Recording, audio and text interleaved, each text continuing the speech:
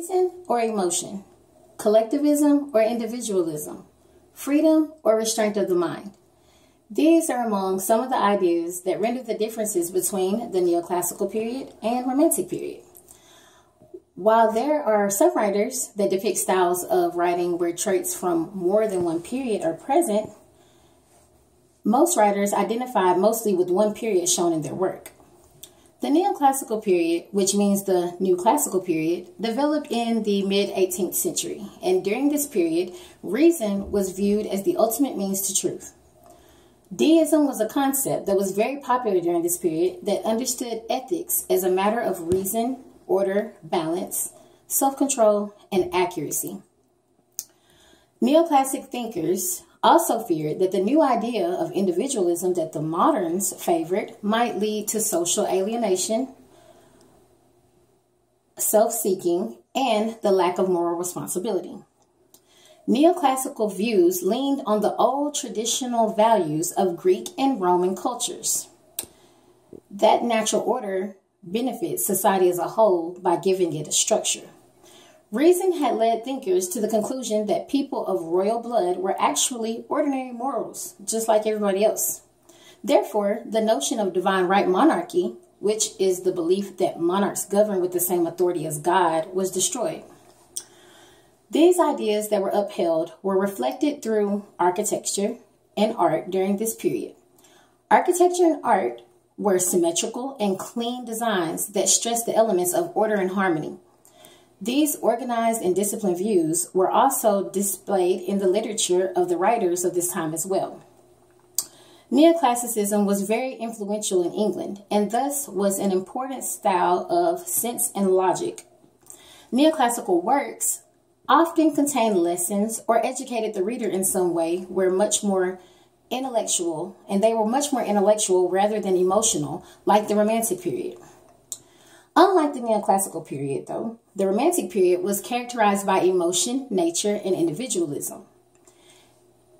It being of more of a medieval context instead of a classical approach. According to our text, life could be understood as a struggle between rationality and emotion, with feeling frequently exercising controlling force. Romanticism rejects the perception of order and rationality and emphasizes the individual. This idea appreciates nature and passion over intellect, focusing more on inner struggles individually. This period focused on having a creative and free spirit and found a new interest in overtly emotional literary expressions. According to William Wordsworth, poetry is the overflow of powerful feelings. The movement of Romanticism favored topics such as poverty and bizarre heroic ideas in literary works. The writers of this period valued intuition over reason and imagination over reality, and their works portrayed nature as a source of beauty and inspiration. Nature was viewed as better than civilization and celebrated the way to God. They used mystical themes, folklore, and music to show rebellion against social convention and celebrated the goodness of humans' personal freedom. Reason and organizing as a principle for art and society was rejected, and writers leaned more on fantasies and gave merit to ordinary people, loners, and outcasts. During the age of Romanticism, many turned away from the artifices of social life and became fulfilled with what was natural within human beings.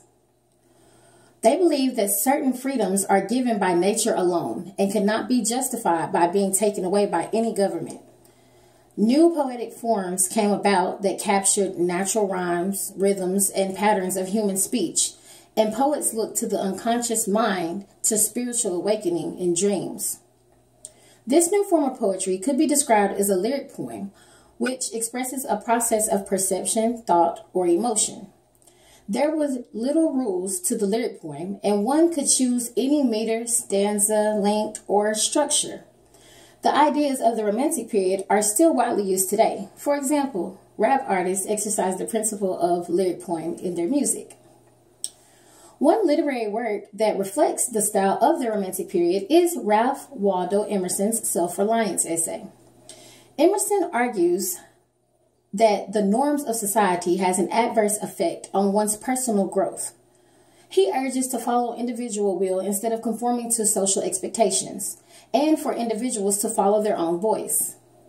The way that he encourages the reader to be honest in their relationships with one another and to believe what is true for them depicts the individualistic attitude of the Romantic period. His essay has faith in the individual to discern its own path and convinces us to get away from the social pressure that conforms to corrupted societies.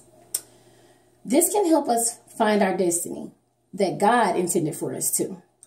He supports the values of Romanticism by showing how the inner person is purer and less tainted by society, and how being original instead of leaning on the ways of thinking of those who have come to pass, like those of the Neoclassical period did, is of more value. Now, a work that deeply shows the views of reason of the Neoclassical period is Jonathan Swift's A Modest Proposal. Swift focuses on showing his readers why structure is so important and makes them question themselves and be uncomfortably aware of their actions. In this work, he calls attention to the poor living conditions of Ireland and provides the reasonable solution for the wealthy to buy children from the poor to eat. He states how reasonable this is and would be preventing sacrificing children and creating a profit for both rich and poor. While this seems very unreasonable, he is showing how hypocritical individuals are.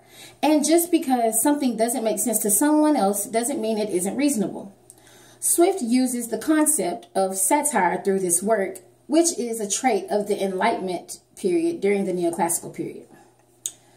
As you can see, the values and ways of thinking between the Neoclassical and Romantic period vary tremendously, and some say that Romanticism has never ended. There are also some ideas today, such as the use of social media and us basing the way that we are from society's view of us, that I feel depicts some neoclassical views as well.